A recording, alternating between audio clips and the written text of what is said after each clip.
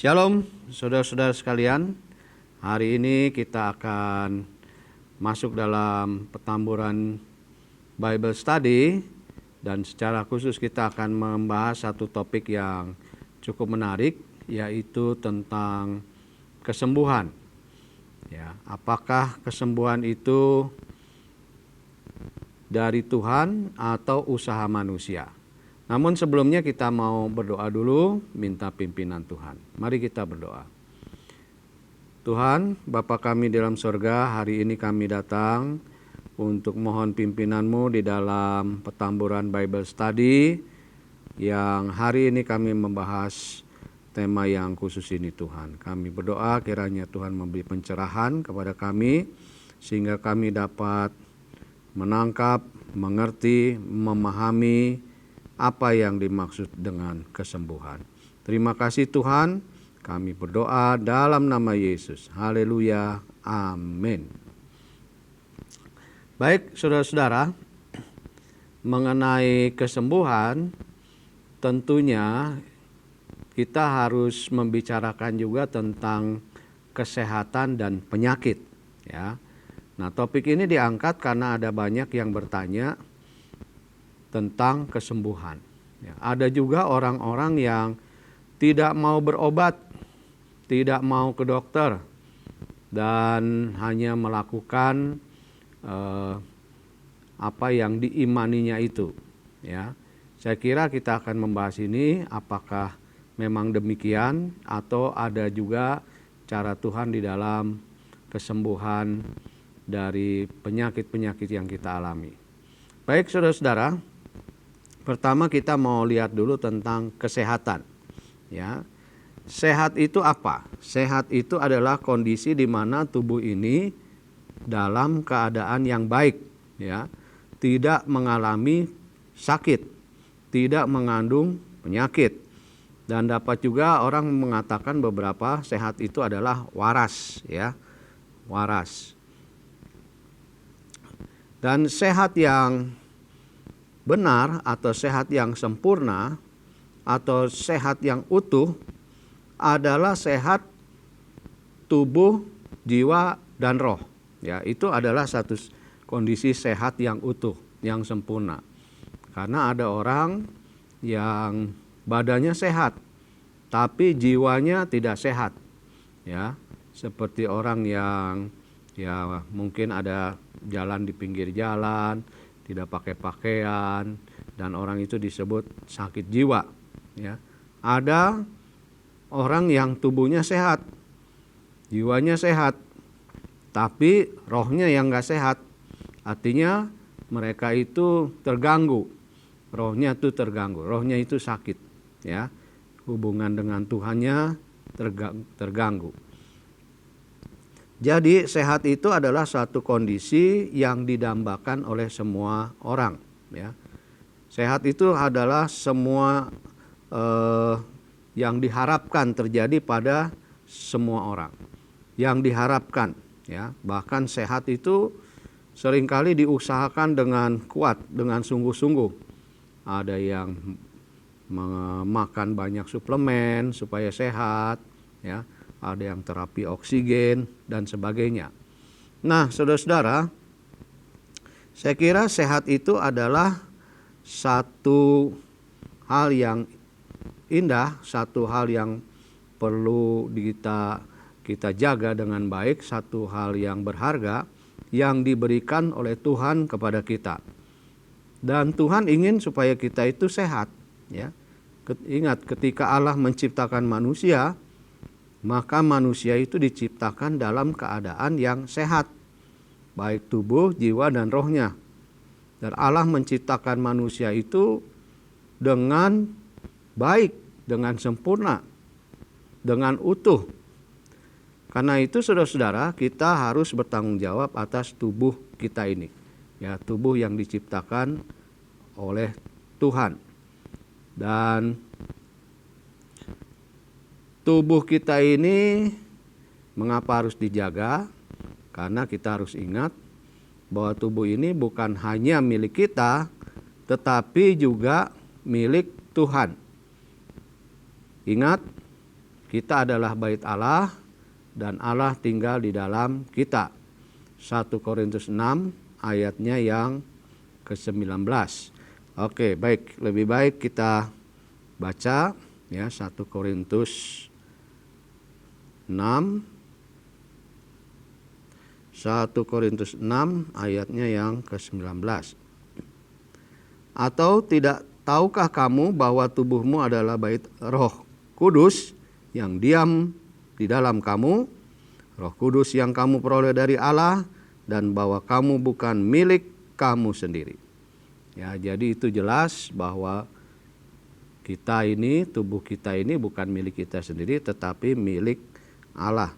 Dan Roh Allah, Roh Kudus tinggal di dalam hidup kita. Jadi kita mesti bertanggung jawab, saudara, menjaga tubuh kita supaya kita sehat.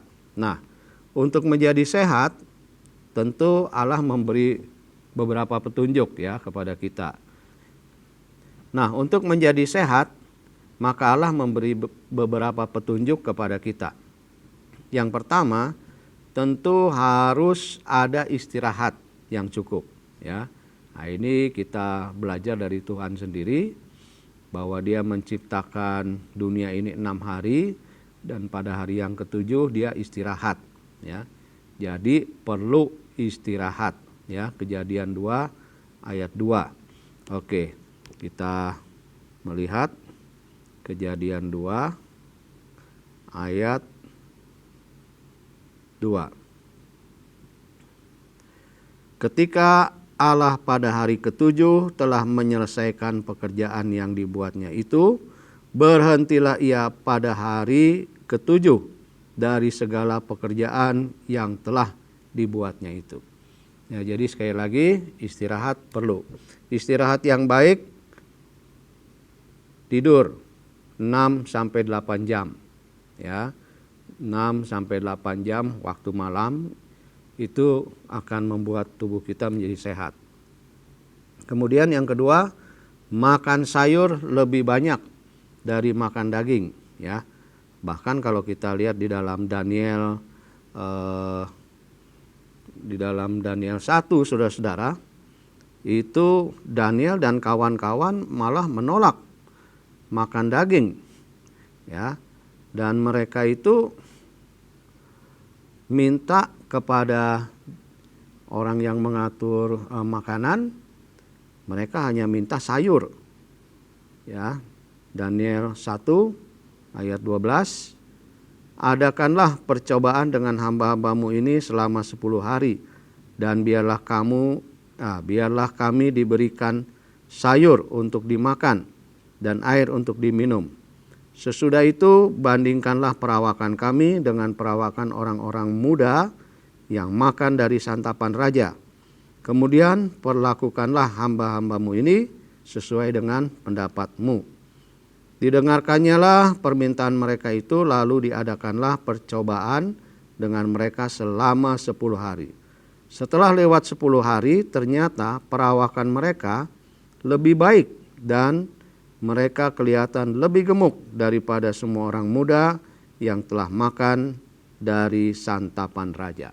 Ya, jadi di situ Daniel dan kawan-kawan minta sayur aja, ya, dan air aja, air putih. Jadi Daniel dan kawan-kawan sehat karena makan sayur lebih banyak daripada makan daging.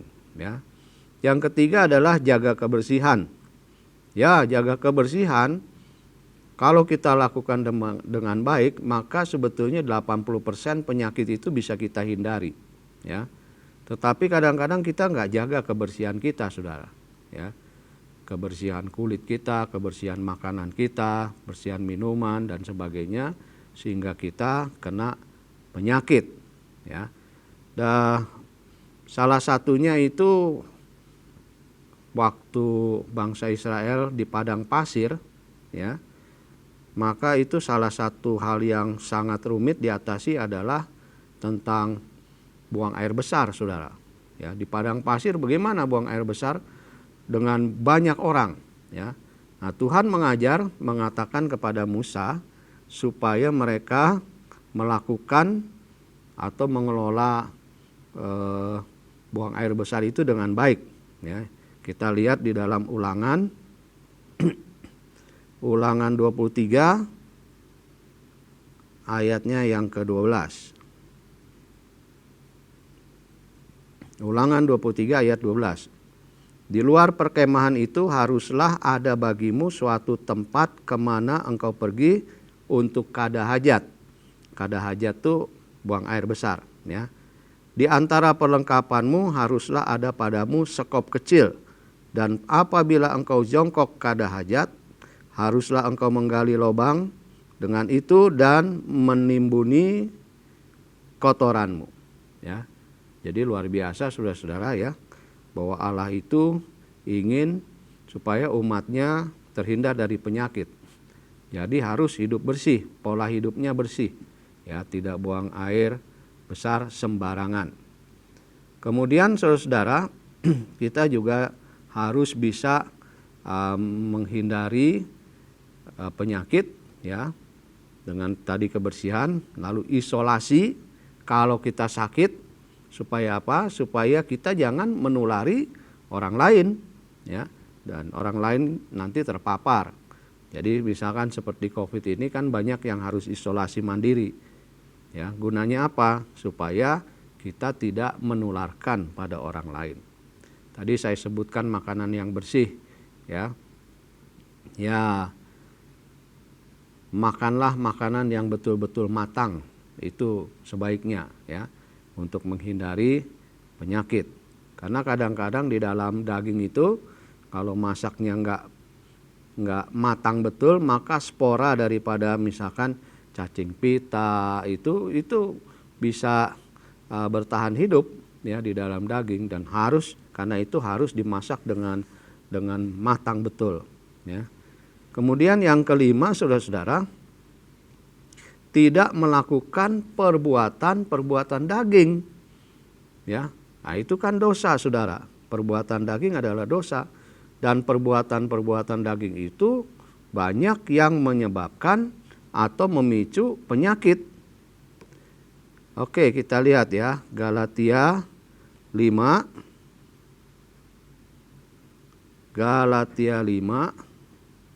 ayatnya yang ke-19. Ya, Galatia 5 ayat 19. Perbuatan daging telah nyata, yaitu percabulan, kecemaran, hawa nafsu. Ya, ini percabulan ini, ya, misalkan dia suka jajan ke PSK dan sebagainya itu, ya. Nah, nanti dia kena AIDS, kena penyakit sifilis, kena penyakit kelamin. Nah, itu kan karena apa? Perbuatan daging, ya. Kecemaran, hawa nafsu. Hawa nafsu ini bisa nafsu seks, tetapi juga nafsu makan kita tidak kendalikan. Ya, banyak penyakit timbul gara-gara tidak bisa mengendalikan mulut ini, ya. Perut makan sesuka-sukanya sampai dia kena penyakit gula, ya, penyakit kolesterol dan lain-lain. Penyembahan berhala, sihir, perseteruan, perselisihan, iri hati. Nah, ini termasuk amarah, ya, kepentingan diri sendiri. Ini termasuk yang membuat tidak sehatnya jiwa, ya. Penyembahan berhala tidak menyebabkan tidak sehatnya roh, ya. Nah, itu hal-hal daging, perbuatan daging, ya, kedengkian, kemabukan, pesta pora dan sebagainya. Masih banyak lagi, ya. Kemabukan, apa yang diminum? Ya, tentu alkohol, saudara. Ya, kemabukan menyebabkan orang jadi pada kemudian hari hatinya yang rusak, ya. Bisa sirosis hepatis, ya, hatinya bisa mengeras, kanker hati dan sebagainya. Kenapa? Karena alkohol itu sebetulnya disaring juga, di detoknya itu di hati, ya. Nah, kalau hatinya kelebihan beban karena tiap hari mabuk, ya lama-lama hatinya rusak, saudara, ya. Ginjalnya bisa kena juga, ya. Jadi ini hal-hal daging, ya, perbuatan-perbuatan daging, be careful, ya, selain membuat kita berdosa, tetapi membuat tubuh kita juga menjadi sakit, ya. Kemudian untuk kita tetap sehat, Alkitab mengajar kita supaya kita punya hati yang gembira. Bukankah kita pernah mendengar lagunya apa, saudara? Hati yang gembira adalah obat, ya. Jadi kalau kita lihat di Amsal 17 ayat yang ke-22 dikatakan, hati yang gembira adalah obat yang manjur, tetapi semangat yang patah mengeringkan tulang, ya. Jadi penting punya hati yang gembira, dan hati yang gembira yang sejati itu hanya di dalam Kristus. Kita gembira karena hal-hal dunia itu sementara, sudah. Tetapi gembira di dalam Kristus itu adalah kegembiraan yang sejati. Yang ketujuh juga kita perlu membangun relasi antar teman yang baik, ya. Karena apa? Karena kalau relasi kita dengan teman yang lain baik, itu menyehatkan jiwa, ya. Menyehatkan jiwa, saudara. Tidak ada lagi pikiran-pikiran yang khawatir, menyebabkan kita marah, ya. Karena kita punya relasi yang baik dengan teman, itu maka hormon-hormon kecemasan di dalam hidup kita itu nggak terbentuk, ya. Karena kalau hormon kecemasan itu naik, ya, di dalam tubuh kita, itu akan memacu jantung berdegup dengan lebih keras, ya, bisa merusak ginjal dan seterusnya. Kemudian yang ke-8, supaya kita sehat secara utuh, tubuh, jiwa dan roh adalah mari kita berpegang pada ajaran yang sehat. Ya, seperti juga dikatakan oleh Titus, ya. Titus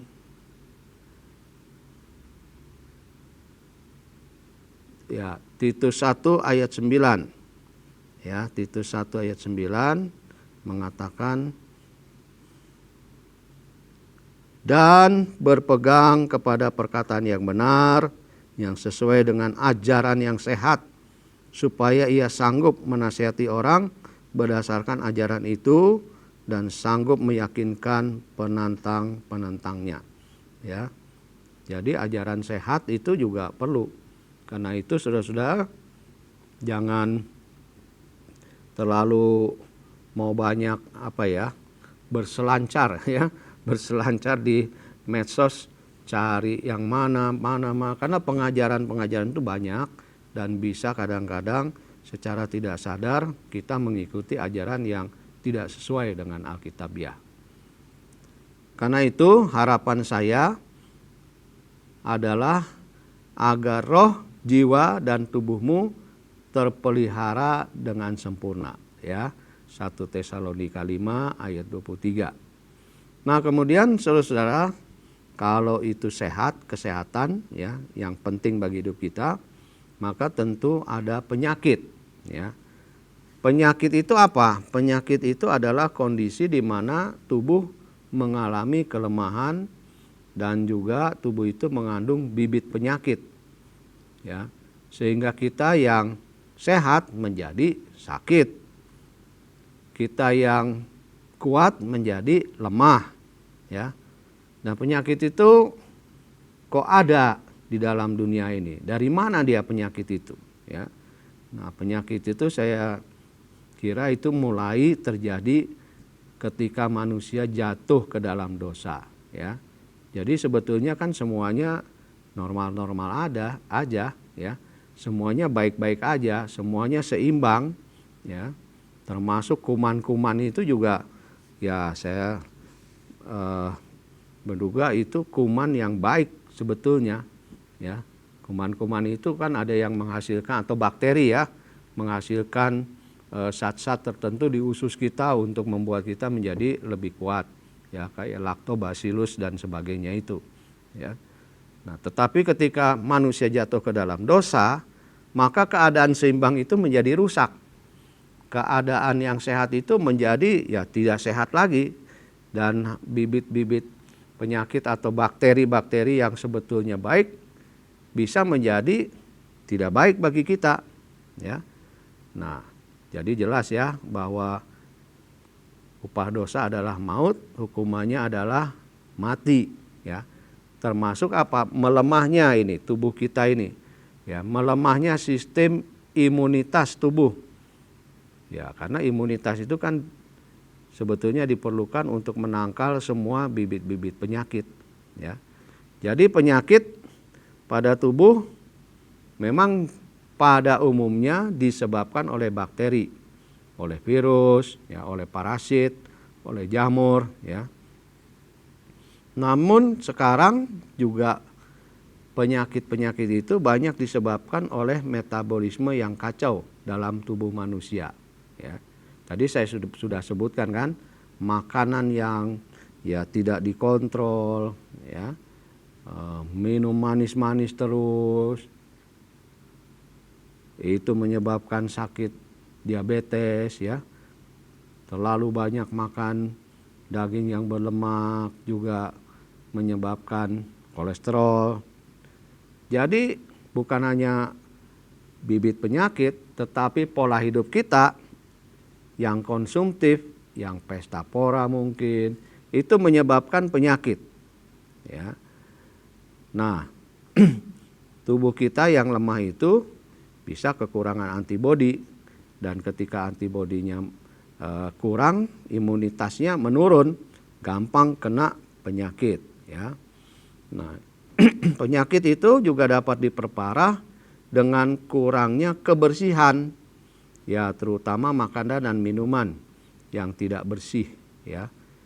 Hidup yang semborono ya. Ada orang-orang yang nggak mau mandi ya, ya sakit kulit lah ya kan. Orang yang suka mabuk-mabuk ya, besok-besok dia sakit ginjal, sakit hatinya ya. Orang yang ya merokok, terlalu banyak merokoknya ya, memicu apa? Kanker paru dan sebagainya ya. Seks bebas ya, pergi sembarangan, jajan sembarangan ya, kena penyakit kelamin. Akhirnya itu juga berbahaya ya. Narkoba menyebabkan juga saudara penyakit-penyakit itu ya. Jadi kita melihat bahwa penyakit itu bukan hanya karena bakteri, tetapi pola hidup yang tidak alkitabiah atau pola hidup yang menyimpang, nah itu juga menyebabkan penyakit. Nah, lingkungan yang buruk ya, lingkungan yang buruk tidak sehat itu juga menyebabkan atau memperparah penyakit ya. Jadi rumah itu harus bersih ya, saluran atau got yang itu juga mesti jalan lancar airnya, itu juga akan membuat kita menjadi sehat saudara ya. Tapi kalau itu lingkungan buruk, maka itu memperparah penyakit ya. Nah, apakah penyakit fisik itu disebabkan oleh iblis? Ini banyak yang tanya saudara ya. Ya, dalam keadaan tertentu saya menjawab bisa disebabkan oleh iblis. Sengaja disebabkan oleh iblis. Meskipun tadi yang terbanyak penyakit itu disebabkan oleh bakteri karena kita kurang bersih atau pola hidup yang sembrono itu ya. Tetapi di Alkitab ada contohnya saudara. Misalkan Ayub ya. Ayub itu kan kena borok seluruh tubuhnya karena iblis yang mendatangkan hal itu ya. Coba kita lihat di Ayub 2 ayatnya yang ke-7. Ayub 2 ayat ke-7. Kemudian iblis pergi dari hadapan Tuhan, Lalu ditimpanya Ayub dengan bara yang busuk dari telapak kakinya sampai ke batu kepalanya. Lalu Ayub mengambil sekeping beling untuk menggaruk-garuk badannya sambil duduk di tengah-tengah abu. Jadi ini ya iblis ini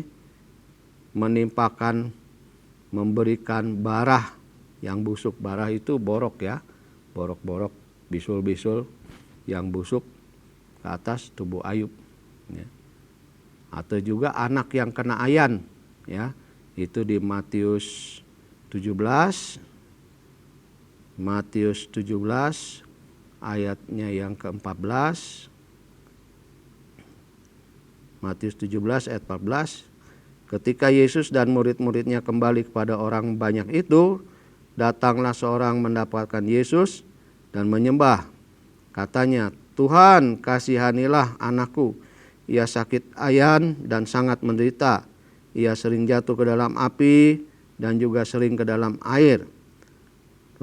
Aku sudah membawanya kepada murid-muridmu, tetapi mereka tidak dapat menyembuhkannya." Maka kata Yesus, "Hai kamu angkatan yang tidak percaya dan yang sesat, berapa lama lagi aku harus tinggal di antara kamu? Berapa lama lagi aku harus bersabar terhadap kamu? Bawalah anak itu kemari." Dengan keras Yesus menegur dia, lalu keluarlah setan itu daripadanya, dan anak itu pun sembuh seketika itu juga ya. Jadi bisa aja iblis memang masuk ke dalam tubuh, merasuk sehingga kita menjadi sakit. Iblis mendatangkan sakit seperti kepada Ayub, itu bisa saja ya. Nah, selain penyakit yang menyerang tubuh jasmani manusia, dapat juga penyakit itu menyerang jiwa dan roh ya. Karena itu muncul istilah kan sakit jiwa dan sakit rohani gitu ya. Nah, tentu hal ini disebabkan karena dosa ya. Sakit karena dosa. Mazmur ya, Mazmur 38, Mazmur 38 ayatnya yang keempat dan 9, 4 sampai 9. Mazmur 38 ayat 4 sampai 9. Tidak ada yang sehat pada dagingku oleh karena amarahmu. Tidak ada yang selamat pada tulang-tulangku oleh karena dosaku. Sebab kesalahanku telah menimpa kepalaku. Semuanya seperti beban berat yang menjadi terlalu berat bagiku. Luka-lukaku berbau busuk, bernanah oleh karena kebodohanku. Aku terbungkuk-bungkuk, sangat tertunduk sepanjang hari. Aku berjalan dengan duka cita. Sebab pinggangku penuh radang, tidak ada yang sehat pada dagingku. Aku kehabisan tenaga dan remuk redam, dan merintih karena degup jantungku. Ya, jadi bisa saja saudara penyakit itu karena memang dosa-dosa kita, dan dosa-dosa kita itu tercetus atau terwujud melalui tadi ya perbuatan daging. Ya, nah karena itu saudara-saudara kita perlu betul ya menjaga jiwa dan roh kita itu dengan tetap berpegang pada firman Tuhan ya. Orang yang di Gadara itu, di Gerasa itu juga diganggu oleh setan, jiwanya itu yang kena ya. Sehingga apa? Dia nggak merasa malu saudara ya. Dia telanjang, dia teriak-teriak, jalan kemana-mana saudara ya tanpa pakaian. Ya itu kan jiwanya yang dirusak ya. Nah karena itu saudara-saudara kita sekali lagi perlu punya relasi yang baik, yang intim dengan Tuhan ya, supaya jiwa kita sehat dan roh kita juga sehat ya. Karena kalau roh yang kena penyakit serang oleh iblis, wah itu yang paling repot ya. Karena apa? Karena hubungan kita dengan Allah bisa terputus ya. Orang yang sakit rohnya itu dia menolak Yesus, menolak Roh Kudus, dan orang ini ya dikatakan tersesat itu, ya. Jadi sakit, sekali lagi penyakit bisa menyerang tubuh, bisa menyerang jiwa, dan bisa menyerang roh kita juga, ya. Nah, kemudian saudara-saudara, tentu kalau sudah ada sehat, ada penyakit, dan orang yang sakit tentu perlu kesembuhan, ya. Nah, di sini saudara-saudara ada juga anak-anak Tuhan, murid-murid Kristus yang ya mungkin terlalu radikal, ya. Mereka atau ekstrim, mereka bilang, wah nggak perlu obat itu, nggak perlu ke dokter, ya. Berdoa saja, beriman saja, pasti akan sembuh. Ya sebetulnya itu bagus, saudara. Ya, kita punya iman kepada Tuhan, Tuhan pasti menyembuhkan, ya. Tapi mesti diingat bahwa kesembuhan itu adalah proses, ya. Proses perubahan dari keadaan sakit menjadi sehat. Dan saya membaginya kesembuhan itu dengan dua cara, saudara, ya. Yang pertama kesembuhan ilahi, dan yang dinamakan mujizat itu, ya, kesembuhan ilahi atau mujizat. Dan yang kedua adalah kesembuhan alami, ya. Nah, coba kita lihat satu-satu, ya. Kesembuhan ilahi yang pertama. Kesembuhan ilahi tentu datangnya dari Tuhan, ya. Dan itu merupakan kejadian yang supranatural. Peristiwanya adikodrati, ya. Tidak ada campur tangan atau tindakan pengobatan oleh manusia. Itu semata-mata oleh Tuhan, ya. Ya, di Alkitab, saudara, kita lihat Allah itu, Yesus itu punya kuasa untuk menyembuhkan orang sakit. Bisu, tuli, ya, sakit, macam-macam penyakit, bahkan membangkitkan orang mati, ya. Dan hal ini ya dimungkinkan karena Allah itu yang menciptakan manusia.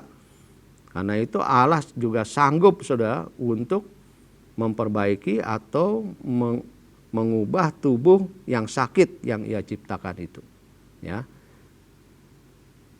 Di dalam Alkitab saya kira banyak sekali, ya, contoh-contoh kisah-kisah orang yang disembuhkan oleh Yesus, ya. Dan mereka itu disembuhkan karena kuasa Allah, ya. Perempuan yang sakit perdarahan 12 tahun berhenti perdarahannya ketika ia memegang ujung jubah Yesus. Nah, itu peristiwa yang adikodrati. Ya, tentu kita harus punya iman yang kuat itu untuk hal itu, ya. Punya iman yang teguh. Dan saya kira kita semua harus memiliki iman yang seperti itu. Kemudian yang kedua, saudara-saudara, kesembuhan itu bisa juga terjadi secara alamiah, yaitu menggunakan obat-obatan, ya. Saya kira Tuhan juga memerlukan atau memakai cara yang lebih alamiah selain cara yang ilahi itu, ya. Untuk menolong manusia dari sakit, untuk menyembuhkan manusia dari sakit, maka Allah juga bisa memakai obat-obatan, ya. Ya, tentu Allah memberi hikmat, saudara, kepada manusia untuk belajar, ya, dari alam bagaimana mereka bisa menyembuhkan diri mereka sendiri. Ya, mungkin belajar dari binatang, ya. Kenapa kok binatang itu kalau ada luka itu dia jilat-jilat, ya. Nah, ternyata kan di dalam ludah daripada binatang dan juga termasuk manusia itu ada satu enzim juga yang mampu membunuh bakteri, ya.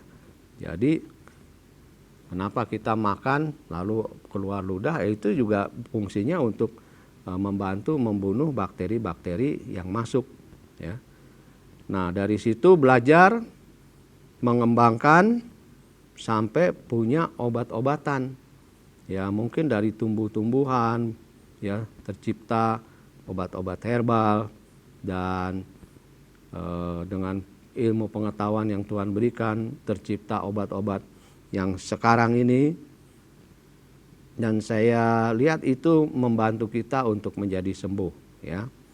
Nah, hikmat manusia itu terus bertambah, ya. Jadi sehingga dunia kedokteran itu, dunia pengobatan juga semakin berkembang ya.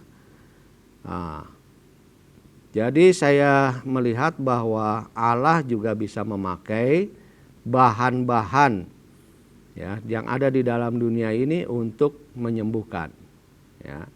Jadi contohnya Yeskiel ya, kali mendapat penglihatan, yaitu dia melihat pohon dari bermacam-macam buah, di mana buahnya menjadi makanan dan daunnya menjadi obat.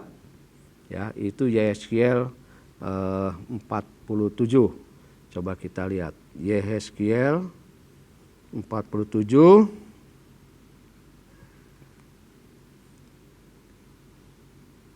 Yeskiel 47 ayatnya yang ke-12.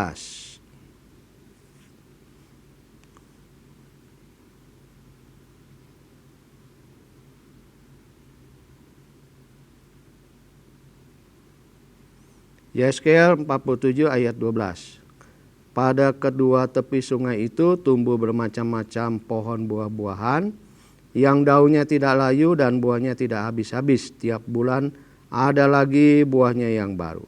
Sebab pohon-pohon itu mendapat air dari tempat kudus itu. Buahnya menjadi makanan dan daunnya menjadi obat. Ya, jadi kita lihat memang ada banyak tumbuh-tumbuhan itu yang bisa jadi obat. Ya, jadi Tuhan memakai tumbuh-tumbuhan untuk mengobati kita, menyembuhkan kita. Ya.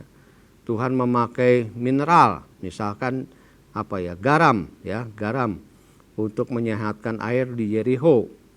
Jadi kita lihat coba ya dalam 2 Raja-Raja 2 ayatnya yang ke-19. Judulnya Elisa menyehatkan air di Yeriko. Ya. Jadi satu kali ini ada kejadian di Yeriko itu airnya nggak bagus dan orang sering mengalami keguguran bayi. Ya. Lalu Elisa bilang begini dalam ayat 20. Jawabnya, ambillah sebuah pinggan baru bagiku dan taruhlah garam di dalamnya. Maka mereka membawa pinggan itu kepadanya.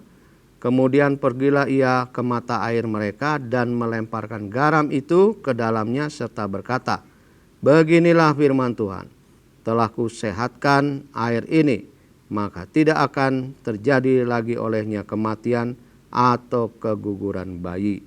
Demikianlah air itu menjadi sehat sampai hari ini, sesuai dengan firman yang telah disampaikan Elisa. Ya, jadi saudara-saudara, Tuhan bisa memakai juga banyak alat, ya, banyak tumbuhan tadi saya bilang ya, ada mineral juga untuk menyehatkan, untuk menyembuhkan. Dan yang aneh juga saudara-saudara, itu di dalam 2 Raja-Raja 20, ya, 2 Raja-Raja 20 ayatnya yang ke-7.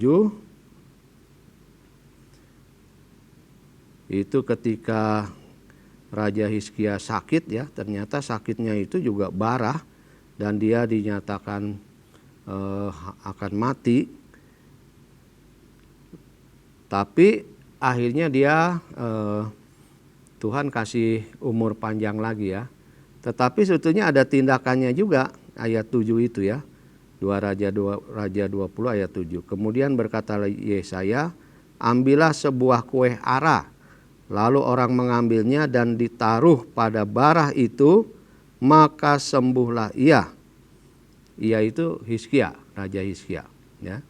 Jadi aneh juga ya, kadang-kadang kok pakai ditempelin kue ara bisa sembuh. Ya. Kita belum tahu juga ini apa ya kandungan di dalam kue ara itu ya. Apakah ada antibakterinya atau apa ya, kita mesti adakan penelitian lagi ya. Tetapi cara Tuhan itu ya dia memakai cara yang alamiah juga ya, cara yang alamiah. memakai alat, memakai garam, memakai tumbuhan untuk menjadi obat. Ya. Jadi saudara-saudara, sekali lagi Tuhan dapat menyembuhkan melalui mujizat langsung adikodrati, tetapi juga melalui media seperti obat. Ya. Jadi obat itu akan menjadi mujarab jika disertai dengan rasa percaya pada Allah. Ya itu saudara ya, ada rasa percayanya pada Allah bahwa Allah dapat bekerja menyembuhkan melalui obat-obatan itu. Ya. Dan saya kira ini juga ya pentinglah buat kita ya memahami hal ini. Jadi memang kalau kita percaya, kita beriman bahwa Tuhan menyembuhkan kita dengan cara yang ajaib, boleh silahkan saja ya. Tetapi kita juga harus berhikmat. Kalau memang itu obatnya sudah tersedia, mengapa kita tidak memakai obat itu juga? Bukankah Tuhanlah yang menyembuhkan kita sebetulnya? Ya, kalau Tuhan tidak menyembuhkan kita, kita makan obat segudang juga nggak akan sembuh, saudara. Betul nggak? Ya. Tetapi kalau kita makan obat dengan percaya penuh kepada Tuhan bahwa melalui obat ini Tuhan akan menyembuhkan, maka ya kesembuhan itu bisa terjadi juga pada hidup kita. Ya.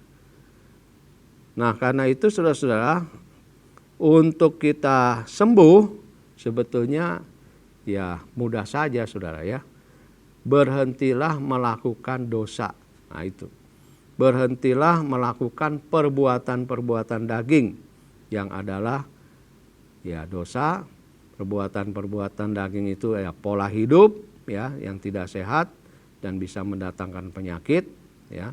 Dan bagi orang yang sakitnya itu mempengaruhi jiwanya, ya ia harus mengaku dosa ya.